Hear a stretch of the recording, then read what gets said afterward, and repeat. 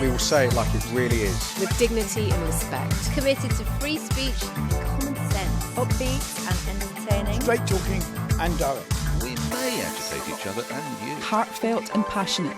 Thought-provoking, provocative and controversial. Fearless and truthful.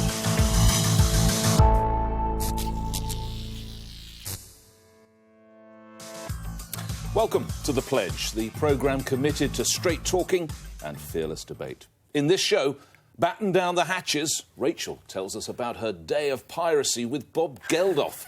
June's remembering her East End childhood. Michelle Mone says the very worst crimes deserve the ultimate punishment. And Michelle Dewberry is talking about monogamy and happily ever after. But first, opportunistic? Probably. Inappropriate? Possibly. Necessary? Undoubtedly. In the aftermath of the horrific Orlando killings, Donald Trump tweeted to demand that President Obama acknowledge the chilling spectre of Islamist terrorism or fundamentalism. Is President Obama going to finally mention the words radical Islamic terrorism? If he doesn't, he should immediately resign in disgrace. Well, he didn't. Although it's still early in the investigation, we know enough to say that this was an act of terror and an act of hate.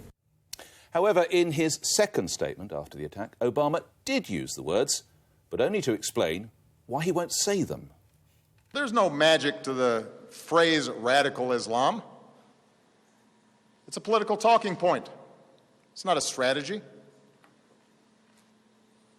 And the reason I am careful about how I describe this threat has nothing to do with political correctness and everything to do with actually defeating extremism.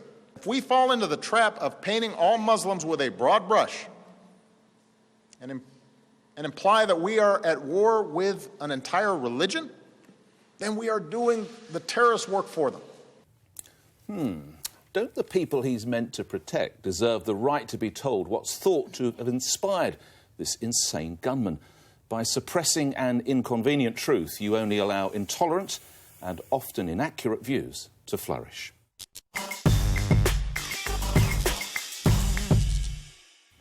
Nick, all I can say is it just breaks my heart when somebody like you says something like this. Tell me what. And I just think it's completely irresponsible because we need to call this attack for what it was. Right. It was a homophobic terror attack by a madman. Why can't it be both? Why can't it be inspired by homophobia? It was not an Islamic attack. Oh, it wasn't. Because at the end of the day... So tell me, June Sarpong, you know more than the FBI? I wouldn't say I know more than the FBI. No, I'm glad you said that, because I need to tell you that the FBI said it was inspired, in part, by Islamist terrorism. In 2014, the madman was linked to Mona Abu Salha, a radicalised American who became an Islamic suicide bomber. The FBI interviewed him on 2 occasions, but took no action. Do you want to review your position? No, I do not. Because... Well, what more do I need to say? Because you cannot, at the end of the day, take an incident, an isolated incident like this... Well, it's not isolated, it's 2. Go on. And then add it to then define a whole religion. Who's saying a whole religion? 1.2 billion people. Why did Obama mention all Muslims? No one is saying all Muslims. Listen, just accept an unfortunate fact, right? While, of course, most Muslims, of course, are peace-loving, sadly, at the moment, most terrorists are Muslims. Misguided, who twist their faith, who get Islam wrong, who use it as an excuse to try and bomb us back to barbaric times. They totally misrepresent their faith. Define them under that banner, you're playing straight into the hands of ISIS. That's exactly what they want. He's being realistic. He is. And I watched that comment from Obama, and it makes me angry, because this isn't about this most recent thing. This is an ongoing problem that we have, where people are afraid to acknowledge the problem that we have. And the problem that we have, Jude, it is about people taking Islam, putting their weird interpretation Their weird interpretation. Yes, but it's still not about... Islam. No one's saying it is, Jude. No. I'm not saying. I've gone out of my way to say that Islam is a respectable faith, and Muslims, the vast majority, follow their faith, and it is indeed a faith of peace. But it is being twisted and warped and perverted by a small band of fanatics that encourages schoolgirls from Blackburn to go over to Syria and fall in love with. And unless you accept this, you'll never beat it. No, but Nick, we can call you won't beat it. Can we get back to the issue, which was, is Trump right to have demanded that President Obama should resign because he won't use the words Islamic terrorism? That's grandstanding. Don't worry. Obama, I agree with every word Obama said, and I think that his professorial caution was exactly right. What we saw here was if you rush to judge when these atrocities happen, you make things far worse. And if anyone makes things worse, and when a terrible thing happens, the only person who can make things a million times worse is Trump, frankly. Tell me how it could be any worse with IS. No, wait. Tell me how it could be any worse than IS. But with this particular shooting... You've got a policeman shot dead in France. Come on, what more do you need? Don't let's create a generalised attack on Islam here. You keep Can we just finish? Let us finish on this particular case. To have made it about Islamic terrorism would have been inaccurate. The shooter rang up and he said, this is for ISIS. But we then subsequently discover that he was an internalised, self-hating homophobe. With mental problems. Of course he is. He's a homophobic nutcase. Well, he was. Of course he was. But he was also inspired by IS, says the FBI. So says he. Hello, Kim Jong-un would say that his country is a democracy. We don't agree with that. I have to say I agree with Rachel. I think that Obama did what he did because he didn't want to pour fuel on the fire. Because I've got a lot of Muslim friends as well, and, you know, I just think that I feel sorry for a lot of them. Yes, I'm not against terrorism, any shape or means. I think they should be attacked and everything else, but I just think we cannot start everyone in the Muslim world fighting against one another. And I think that's why he did what he did. What can you do about a lone wolf sitting alone on the internet, self-radicalising, which is what ISIS is relying on? I know what you can do. You can acknowledge where the root of the problem is. And when I watch Obama there and he goes, this is not about being PC, yeah, it is. That's my response. That is not the root of the problem. We can say, OK, can I make one point? So when the South Carolina shooting happened, and you had that young boy who went into Emmanuel Church and shot up a whole group of black people. That boy, in his mind, said he was doing this on behalf of the white race. We did not in any way say that this was a spokesman for white people. No, we did not. We called it for what it was. It was a lone gunman. It was a madman who was a racist. Yeah, that's what this is. This was a homophobic attack by a madman. We can all say it's in the name of Islam. Doesn't mean that's what it is. Why don't you answer my question? Why are we justifying his madness? Why can't it be both? No, but why are we justifying why don't you answer the question? Because it isn't both. So he had nothing to do, despite the FBI having chronicled interviews. It's his interpretation, and what we shouldn't do is fuel it by justifying that madness. That's his interpretation of Islam. I'm afraid Nick is right. It was an act of Islamic terrorism as well. In his mind. But that doesn't matter. That's in his mind. In his mind. Many people say there are many things that we don't agree with and justify it. If that's what in part drove him to do it, in his mind. We have to acknowledge that. He felt he was inspired by... Here's the other thing. Let's bring it round to the comfy left world where you're all in denial. We didn't even link that boy to the KKK. I know from previous conversations you fear the idea of Trump becoming president. I know you fear that. I don't think it's just me. Well, I think many do. 90% of the world fear. Do you not realise that by Obama not talking to it, this massive rump of Americans, mostly in the middle, but most who think... You know what? And I'm saying this in quotes, everybody. Oh, Obama is a secret Muslim. He's a Muslim sleeper. He's taking the country to hell. This just plays into it because Americans then say, yeah, you see, he's one, which is all, by the way, I hasten to add for legal reasons. Of course, this is not true. But that is the view. Oh, he's one of them. He's a sleeper. He wants it all. If you allow that to carry on, as I said right at the start, you will have inaccurate and intolerant views because the truth is inconvenient. That is what the case is. OK, when we had all of the problems that we had with the IRA... Yep. And they were saying that what they were doing was in the name of Catholicism. No. No, it wasn't. It was in the name of a free Ireland. But in we're part, the predominant faith. No, I'm but sorry, in part, I just don't allow that. But we did not in any way link the two together. No, because there was no. So why are we allowing? Oh, June, why please, are we allowing you're such mad a bright people? girl. Because no, to use you quote, why are we allowing mad people? Because it was in his define mind. It was in his mind. And therefore, we have the ability to be able to discern that actually this has nothing to do with Islam. Listen, I think his mad interpretation. Can we all agree that his mind was a crazy salad? Thank you. And thanks, Nick, for reminding us that in most Americans' minds, Obama is a sleeper. Well done, Nick. Well done, right. Nick. OK. In just a few days, the country will be crossing the boxes in the most important vote for half a century. And Lord help us all. The issue of Europe is surely too complex, too multidimensional, too important to be reduced to a binary yes or no. Cameron offered this referendum to placate a wing of the party that had been banging on about Europe for decades. And now look where we are. Flotillas fighting it out on the Thames in front of the Houses of Parliament, forsooth. It's not just reckless, it's unconstitutional. After all, we are a representative democracy. The majority of MPs appear to want to stay in. So if we do decide to leave Europe, there will be chaos. The PM, whoever he may be, will be in a pickle. Unhappy MPs might push for a second referendum. Scotland could hold another one too. Or else we'll have to have a general election to sort out the mess. This referendum has been a massive, self-inflicted wound that has torn apart party, country, and some say could even collapse the continent. Whoops! Whatever happens next week, let's agree. No more referendums.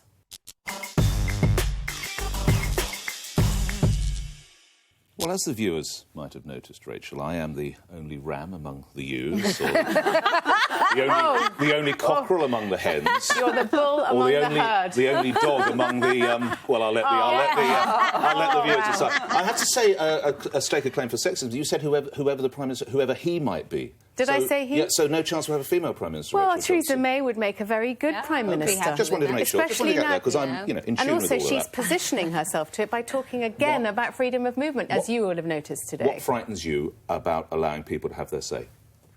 This issue is, as I said, too big. Oh, so the people who are affected by it can't have a say on it. Listen, there's a constitutional mess. So it's all right for your family to opine. The three main parties are all for remaining in Europe. Right.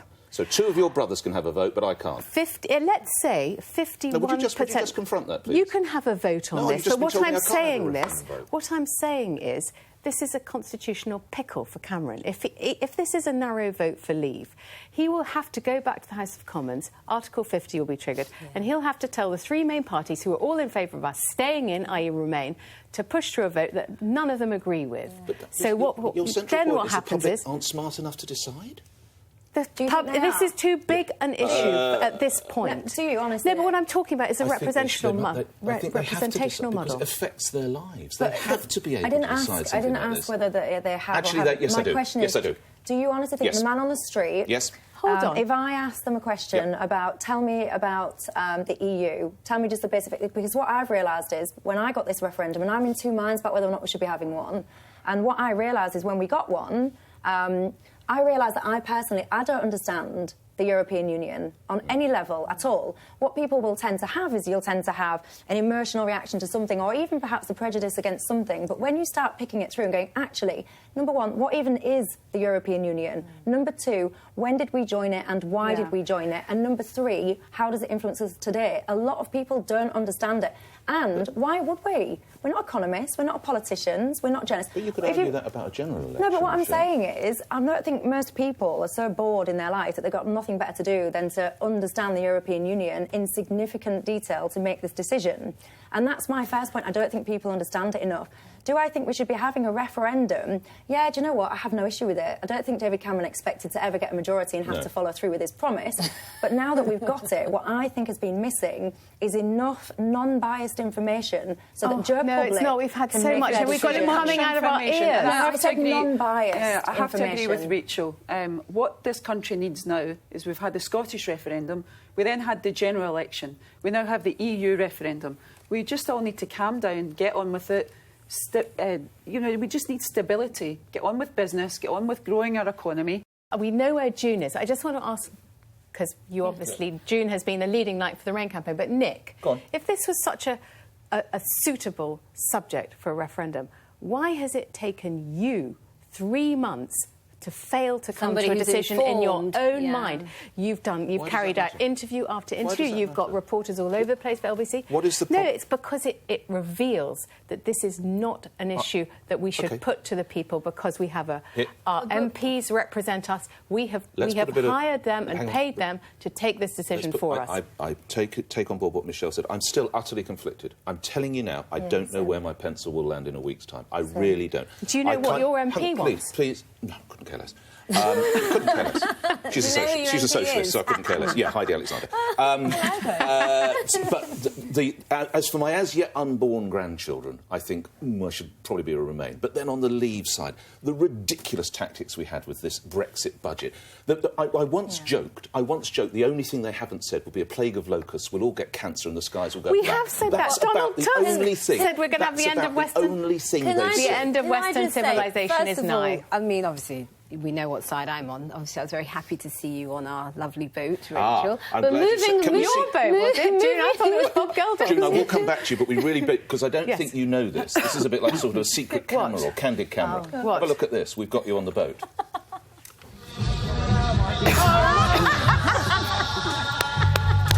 Who took that film of me driving with Bob Geldof? You've got some moves, So Bob turned into a water rat on that occasion, didn't he? I was caught in a rat trap there. Fabulous on that boat. I'm very happy to see that. No, but what I will say is I think we had no choice, Rachel. You know, this has been a bone of contention for so many years. You know, since the last referendum, we've been having it on and on and on. We had to. This had to be put to the public to decide once and for all. June, it had to. You're a passionate Remain. Yeah. Name me the 5 European presidents. And then nobody can do that, Nick. Let's move on. Don't start. But why would I want to do that? This is a time-wasting question, Nick. It's a stupid question. It's a complete time waster. It's a time waster. She hasn't an MP. She doesn't need to do it. Name me all MPs in this country. No, 670. No, name me their names. Please, you don't know. Say these 5 unelected European presidents have massive power over the European Union. Now, you're going to tell me that's a great thing. We're getting into the arguments on Europe. Hold on a second. Others going to say it's a bad thing. She's talking about the referendum. Back don't to you think it's Rachel. quite interesting, as a prominent Remain campaigner, you can't name those 5 But don't you think it's I think quite it's more interesting that as a prominent political... On June the 23rd, Thank you. Most 18 to 25s will either be at Glastonbury or watching Glastonbury. And if it's raining... The Remainers probably won't bother to vote. So we could actually go out of Europe because of our weather. So this is why we shouldn't have a referendum on June the 23rd, but we have to let the public decide. During the wettest June of course we do. we've ever had. We've got a moment of accord today. The thing for me is the reason why we're having the referendum, I always will say it was because the rise of the whole UKIP thing. And Tory infighting. Yeah, and the reality and Cameron thought he'd be in a coalition and Nick Clegg would nix it. Yeah, but then, so you can't have this massive group of the population that are very anti the EU. They're growing and growing, and they don't feel that their voice is being heard. Yep. Well, we should have more UKIP MPs. We should change the system of election so that we can have more representation. I don't agree with that. But then that's a complete... Then you're talking about taking away first past the post, which is not the situation that we're in. And the reality of it is you have a huge number of people that don't want to be in this institution, and their voices are not currently being heard. I think at the end of the day, we do live in the best country. That's what I believe. Right. Yes, it's not perfect. Switzerland and California have referendums. We don't. Never be perfect, but I think we do come back to your point about I didn't want to get fine, Coach. Go on then. Sorry. Nick asking June that question. He can't name all the MPs. He's got a point. He's got a point. I was working on this programme a couple of weeks ago, and a lot of business leaders had signed a letter in the Times saying, basically, in a nutshell, it was a couple of lines, if you leave the EU, you basically, all the jobs are going to be screwed, basically. On that list was a number of my friends, and I picked up the phone after I got off air and I called 2 of them and I said, I saw your name in the Times today, you signed this letter. Can you explain to me how these jobs are going to go? What? You've signed a letter in a national newspaper. No, Jew, and they couldn't. That's because because businesses will have to renegotiate terms. No, but my point is, it's a lot more complicated. And when you have a business, you'll understand. People jump on bandwagons, and I'm sorry, but people that are campaigning for this, I want to give the last word to you. Have you come to a final decision after this brilliant discussion on referendum? I'm probably more conflicted than I said. And I want the name of all the MPs from you. Just to remind the viewers, of course, your brother is probably the most prominent Brexit campaigner. You've got another brother who's obviously within the government, so he's going to vote Remain. You've got a dad who's going to vote Remain. Come on, what are you going to do? I think Boris has run a brilliant campaign. I think Brexit and the debate has been properly aired, and we should all owe him a great debt of thanks for that. But I think, like you, of my children, and I think of my daughter who wants to work in Paris, and I'm putting a vote in the Remain box for her. OK, interesting. I have to see. Good for you. Good for you. Well, I was brought up on fairy tales, not EU ones, by the way. From Cinderella through to Rapunzel, the message was always clear. The good, kind girl will get swept up by Prince Charming and live happily ever after.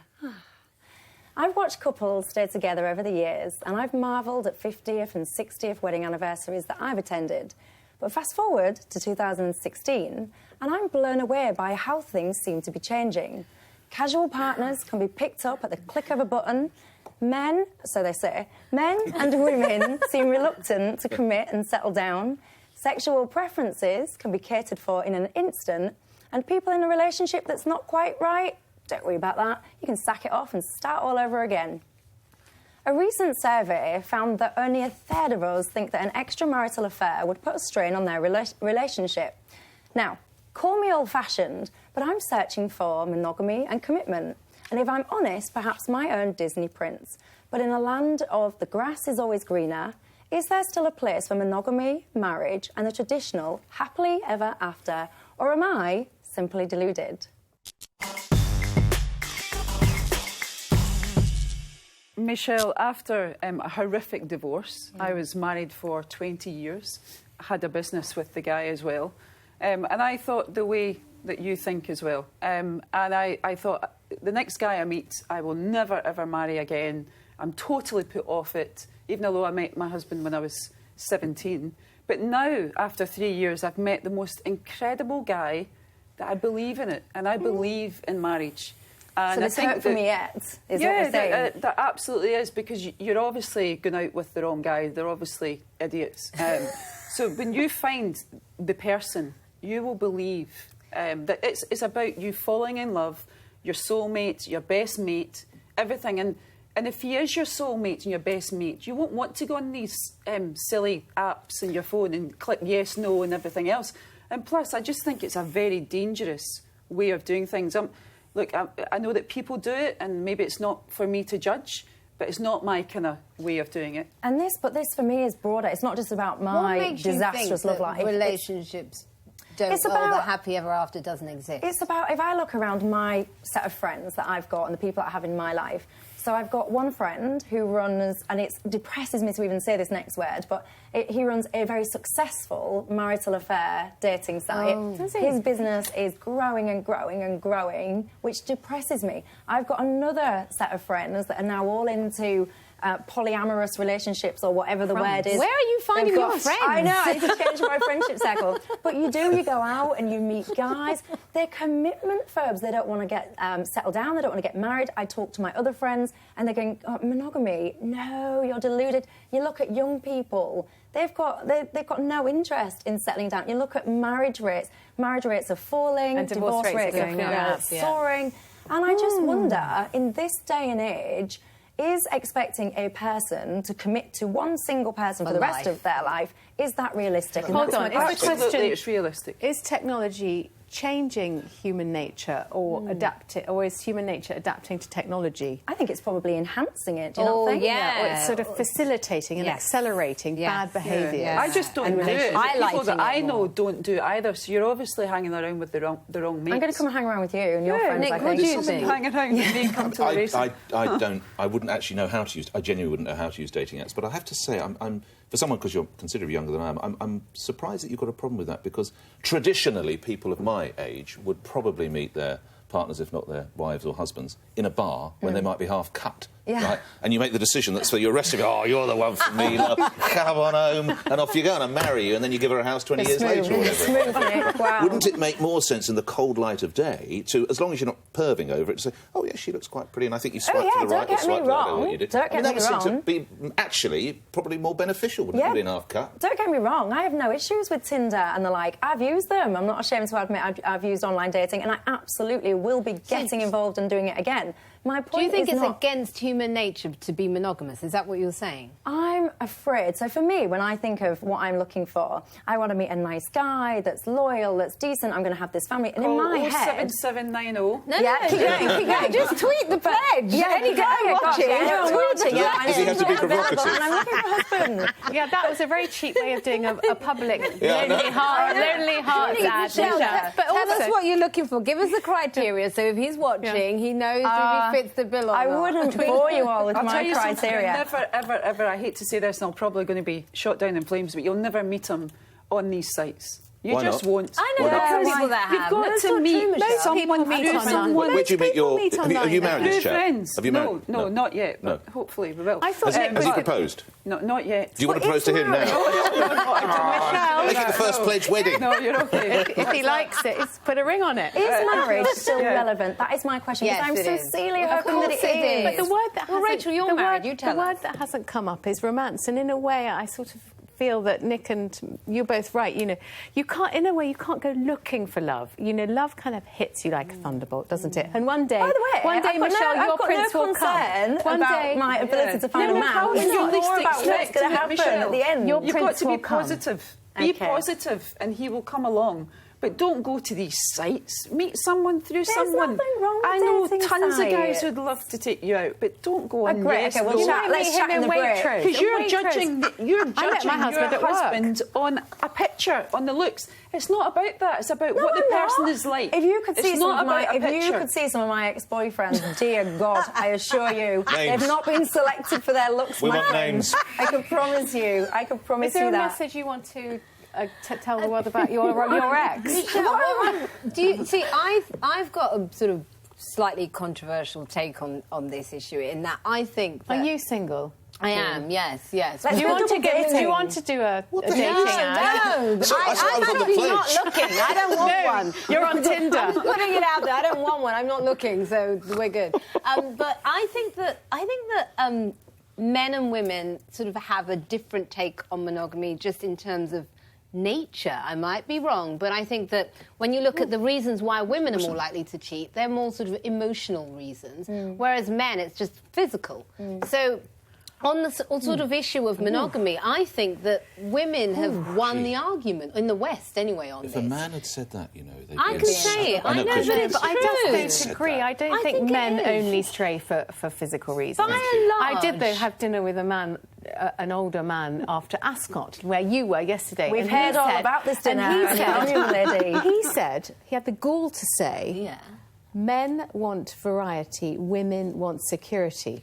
Slightly different from what you said. And all these generalisations, there is a grain of truth, as in the statistics. They think about sex a lot more than we do. Which shows that 65% of men admit... I'm so glad I turned up for Nick's work going to today. slide under the table any second now. This is turning into loose women. Shut up, Nick. 65% of men admit to having affairs, but 55% of women do. But, I mean, I think... You know, human nature is pretty even across the sexes. I so do you think there's still a place for marriage? Standing up, making this lifelong commitment. Of course there is. Is that still relevant? Of course there is. It's the two individuals that drive it. Absolutely. And there will be couples watching this who are thinking, oh my God, I'm so glad I found him, I'm so glad I found her, whatever it might be. I'm so glad I'm not out there. I'm so glad, without being rude, I'm glad I'm not on the, you know, trying to find someone like these two girls. We're not looking! You say that, but we know. You say that. I really am not. But Nick, before you came to work, Michelle was said. telling us about some of her dating escapades. Oh, goodness gracious me. Come on, Michelle, it's after 8 o'clock. Tell us about your South You Bank. decided to go on the date with a woman because you'd had enough Oh, of men. great. And there was I trying to be discreet. Well, I cannot not be discreet any longer because she just ruined that. But no, you do get to the point where you're fed up and you try alternates. Can I say I've never got to the point where I've been out with a man? But go on. Yes, I tried an alternate avenue and I realised very quickly indeed that was not for me. But at least you tried. You went. God You loves a trier. swiped. Which way do you swipe for a woman? For a woman. Is it the same way? How's it work? I'm not on a lesbian dating app, just everyone, FYI. It's too much information. God, blimey. I live in the Stone Ages, honest to goodness. I would just But how did get you off meet these... I want to live in Michelle Moon, how did you meet your lovely chap? Through one of my really good friends, Chanel McCoy, and Denise. And I met Steph through them, and I love the fact that they have known him for 25 years. Yeah, so they could vouch for him. Women want security. I would never ever go out with a guy that I met on a... Yeah, I wouldn't go on the dating No, website. because he could be a mass murderer. He could... I just think old-fashioned. I'm a Roman Catholic, and I just don't believe in those sites. That's it. OK, it's me next, and I'll be changing the tone and getting serious.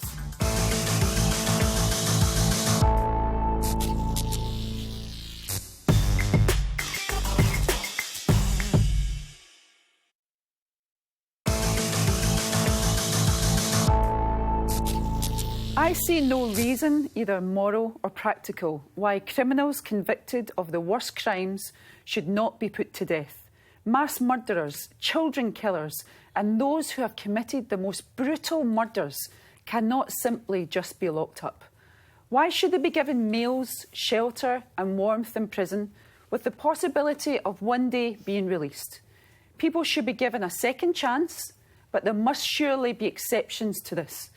The victims of crimes do not get a second chance, and neither do their families. For people who commit crimes we cannot even bear to imagine, lethal injection should be the punishment.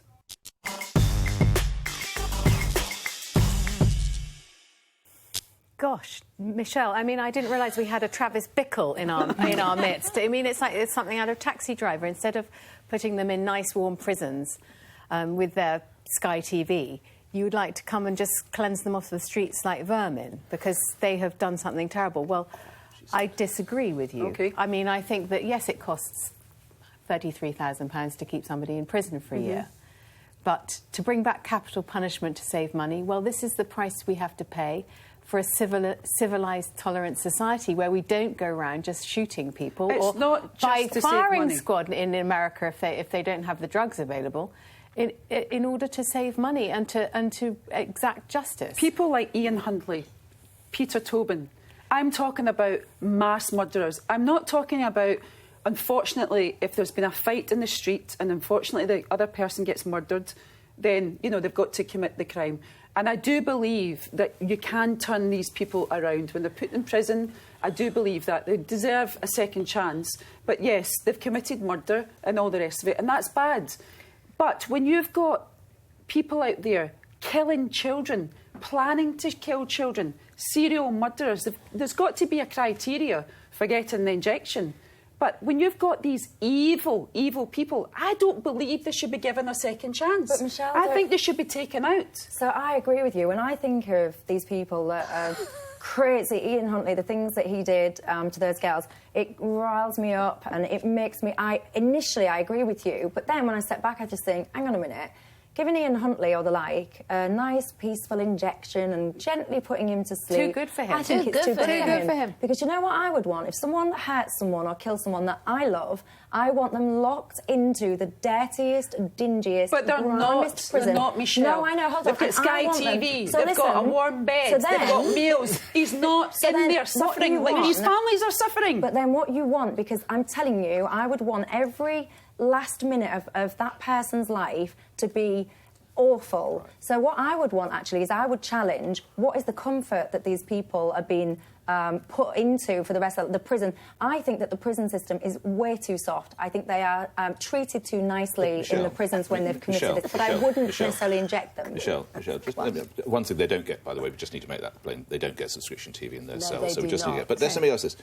God forbid tomorrow afternoon you're told... Hang on a second. God forbid tomorrow afternoon you're told you're going to jail for 6 months. How are you going to feel inside? What have I done? Oh, well, you'd be petrified, wouldn't you? It would no, but hang on, tell me what I've done. If someone knocks on my door and went, Michelle, you're going to prison next... Hold on, you might have watched Orange is the New Black and really think that she might have a really good time and find some lovely dating possibilities in prison. Right, so I've done some fraud. And a judge looks at you and says, Michelle Dewberry, you will go to jail for 12 months. Are you going to say, wow, that's fantastic, I'm going down the gym? Has anyone ever been in a prison? I've been in it. When was the last speaking to a women's prison and all the rest of it, and actually helping them to come out of prison and start a business.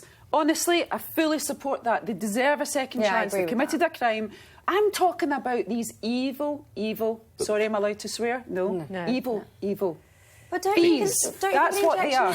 But Michelle, killing children, planning to kill children, serial murderers, Ian Huntley, all of them, they should be taken out. But don't you think injecting them and putting them nicely, gently to sleep is too good for them? No, take them away. Michelle, can I families just say, are suffering. In places like Texas that have the death penalty, they still have ridiculous rates of murder. It is not a deterrent. No, also, it's not even cheaper. It's more expensive. It's more expensive. And actually, if they're born evil, they'll always be evil. Which is why we have life imprisonment. I think they're born evil. Yes. You're born, so it's not the influence of your parents or your peers. I think they are born evil, these people. I really do believe that. If you look back this worries me because if we put this to a referendum, everyone would agree with Michelle. Not everyone, but 65% of people would agree with Michelle that we should bring back capital punishment. This is we should have referenda. You do have people who are born evil. I absolutely believe that. As part of a just, humane, tolerant society, we don't then decide to do the very thing that we are then punishing them for. How are we not the same? If we're punishing them for killing somebody and then we kill them, it's unfair. I don't see Michelle on her own. So let me just join in. Where I see your argument, where I absolutely, if you have DNA evidence that you have one man who has I would deliberately say man who has consistently raped, abused, tortured a series of children, and his DNA, and there's a written confession, and there's video evidence, and you tick every box. I totally get why you would want to hit that man, but you have to ask yourself, ultimately, Michelle, what is the purpose of prison? Is it, if it's retribution, fine, hang him. If it's reform and rehabilitation, and, of course, protection of the public, then he, to stay with that example, has to go behind bars. Unless you're telling me prison is all about retribution, which I think is quite a dangerous step. Very dangerous. Because then we're just going to hang loads of folk. That's what you have to ask yourself. No, I'm talking about the serial killers and the people who plan, the absolutely murder children and everything else. I don't want these people on this earth. Innocent people have been killed through capital punishment. There are so it's not worth taking the risk. But I'm talking about some serious... But that is what life imprisonment is for. We make sure that person is never allowed on the streets again.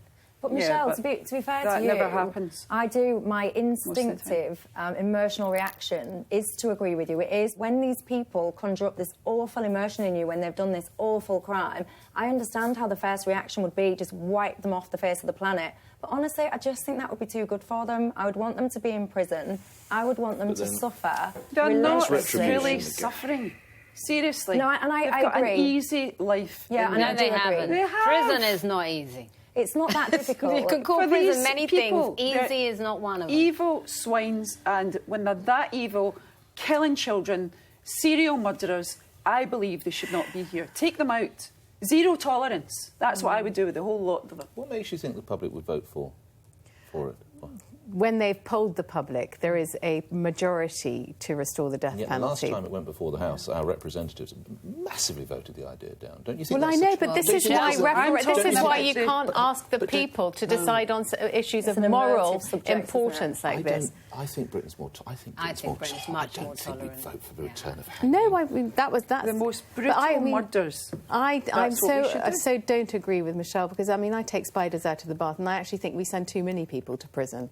And I think that a permissive, tolerant society is the way to go. Not going back to the days of hanging and flogging. But Michelle's talking about the absolute exception to the rule. She's talking about the exceptions to a rule like the death penalty, where life must mean life. June's point is right, though. You were saying in the US, it doesn't stop gun crime. It doesn't stop rape. That's because they've got guns. But I don't think it will prevent them from doing it because they're evil. They're totally evil. Why do we all want to swear and we know we can't, so we're trying to use the nice word. So all four of you disagree with me. Horrible. Sadly, I hate to see you out on your own. I get why you're doing it, and that's why I went through that brutal example of some evil, twisted, warped pervert. But even then, I'm sorry, I have to find against you. We understand, but the heart and the head are at odds here. We understand your emotions, but I think your conclusion is the wrong one. I don't disagree with you. I understand the emotion, the sentiment behind it, and I would want same as you, to have the ultimate punishment, but for me, the ultimate punishment isn't that injection. Well, we'll have to agree to disagree. I will be taking on immigration next, so panellists, you better get your arguments ready.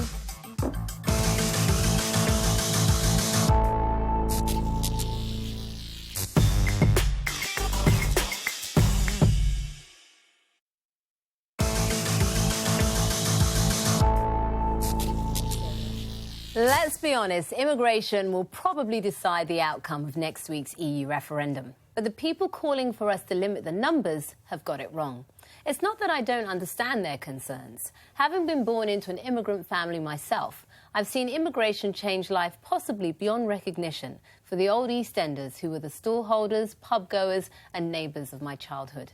Middle-class and affluent families have not felt the same threat to their livelihoods. But the impact on immigration on working-class communities isn't the result of the failure to manage numbers. What we failed to do is spread the impact of immigration across the whole country. The best way to control immigration isn't a cap, but rather giving British business a few geography lessons.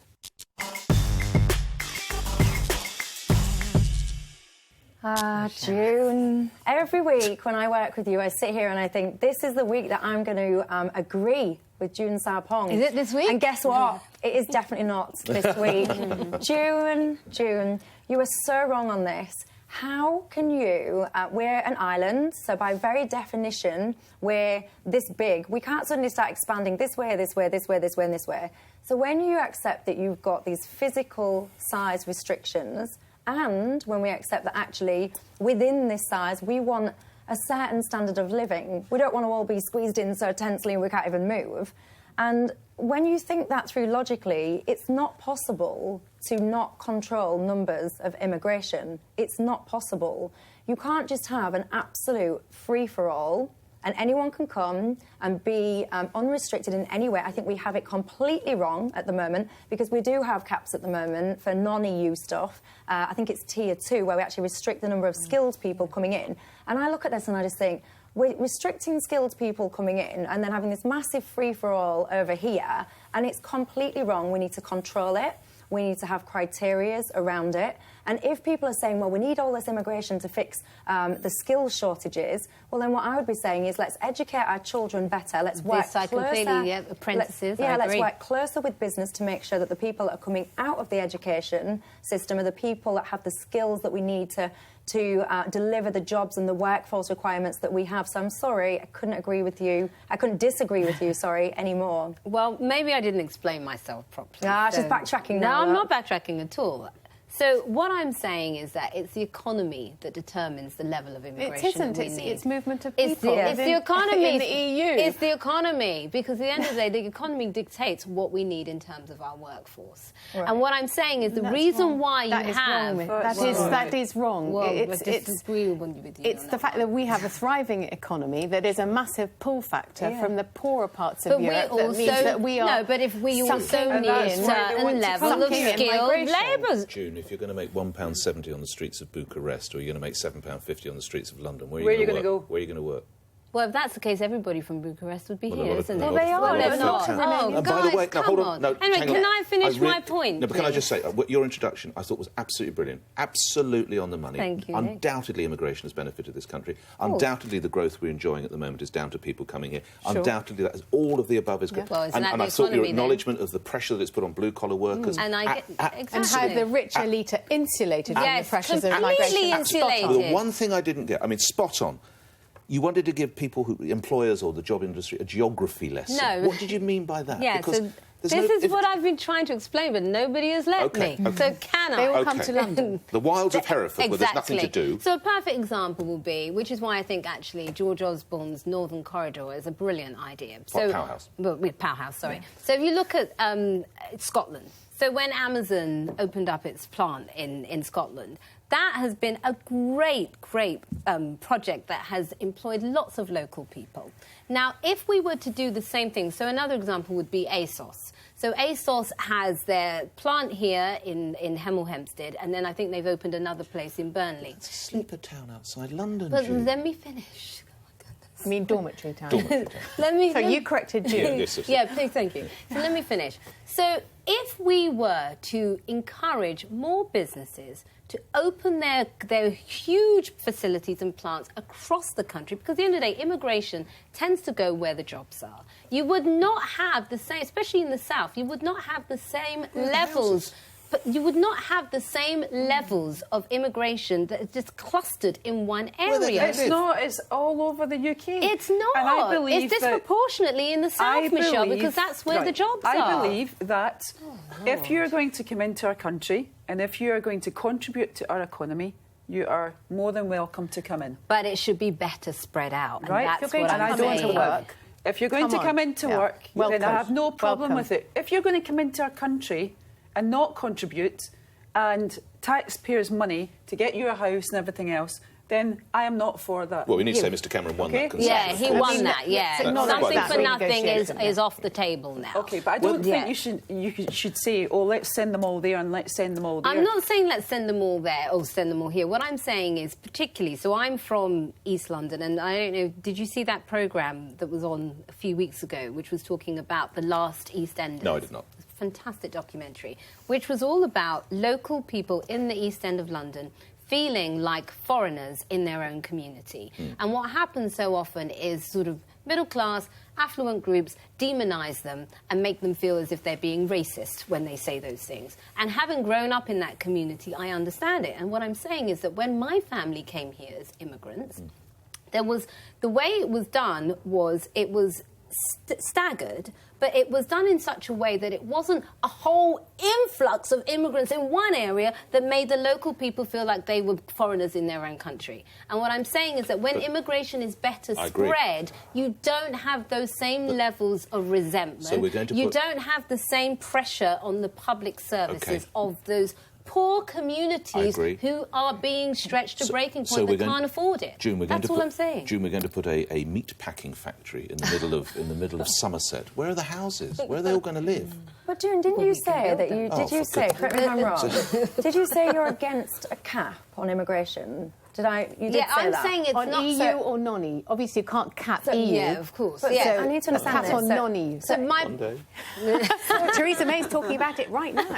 So what you're saying then, if you don't My want to point is cap... everybody's talking about the caps and everybody's saying, oh, the numbers are out of control. I'm saying I don't think the numbers are out of control. I'm saying is that the problem is where the immigration is disproportionately in one area, in one part of the country. But you said that you don't agree with a cap. Am I right or am I wrong? Yes, So you don't agree with a cap. So, and this is the point. So you don't agree with the cap. So you think that however many people... Let me explain myself properly. My point is, it's not the case of the... I'm saying the focus is on the cap, and the focus shouldn't be on the cap. The focus should be on the geography.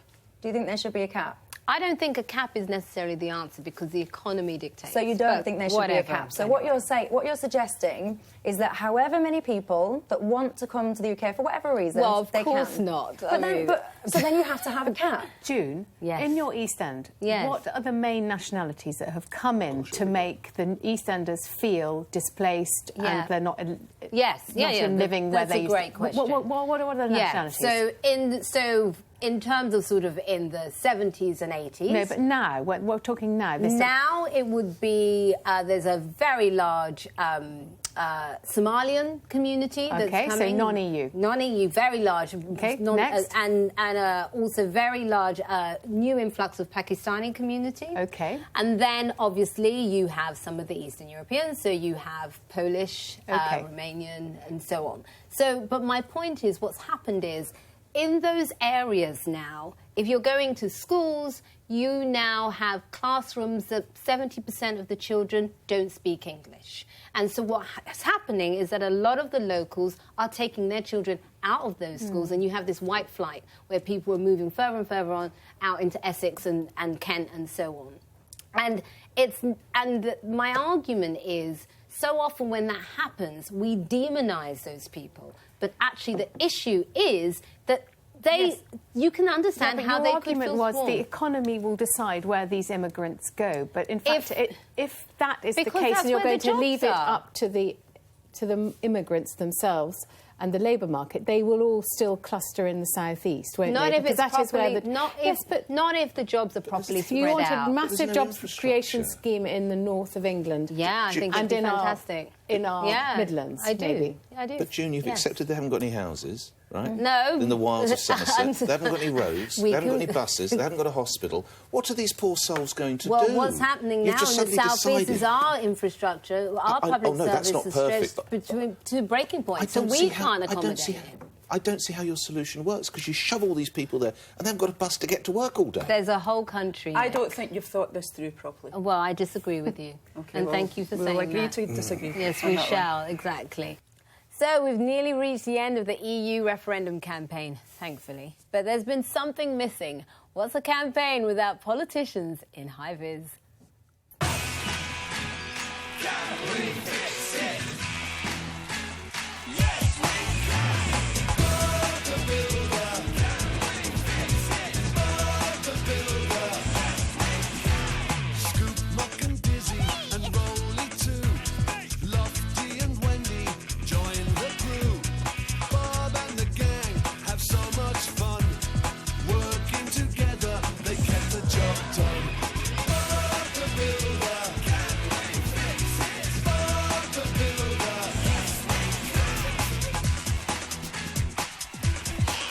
Do you think George Osborne wears his high-vis jacket to bed? He's never out of the damn thing, is he? Well, I'm wondering if David Cameron does too. Probably. Yeah. That song's going to be in my head all day now, you know that, Diane. I've got my high-vis. Yeah, it's working for you. Well, that's it from us. Do send us a tweet if you've loved or hated what we've had to say, or if you've got a topic you think we should be debating. More Straight Talking next week.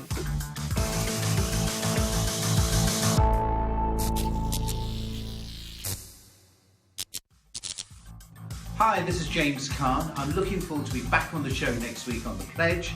I've got a couple of really interesting topics I'm really looking forward to debating. And all I can say is, Emma Barnett, watch this space. Provocative, straight talking, fairness, provocative, straight talking.